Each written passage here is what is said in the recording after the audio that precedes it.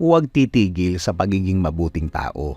Tama, huwag titigil sa pagiging mabuting tao. Huwag titigil sa pagiging maayos na tao dahil lang sa mga taong hindi mabuti sa'yo. Meaning, may ginagawang hindi mabuti para mapatigil ka sa isang bagay na nakakabuti sa iba. Masakit sa tenga nila kapag nakakarinig sila ng mga puri para sa ibang tao.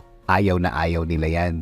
Iritang-irita sila sa mga ganyang pinag-uusapan. Imbes na good feel sila dahil sa pagiging mabuting tao mo, iiba ng anggulo ng mga utak ang mga yan para masira ang pinag-uusapang kabutihan. Dadating pa sa puntong mag-iimbento na lang ang mga yan ng salita o kwento para lang huwag magtuloy-tuloy ang magandang kwento sa'yo. Napakagulo na ng mundong ito. Napakarami na ng gumagawa ng masama. Gumagawa ng kaguluhan. Huwag ka na sanang tumigil sa pagiging mabuting tao dahil lang sa mga taong ayaw kumalat ang kabutihan sa mundo. Lagi tayong maging simula, magpapatuloy at paniniwala na mabuti pa din ang mundong ito. Na hindi nauubos ang kabutihan at hindi mauubos ang mabubuting tao. Hayaan ng Diyos ang magbalik ng kabutihan ito dahil kapag siya ang nagbalik, ikahaganda pa ng buhay mo.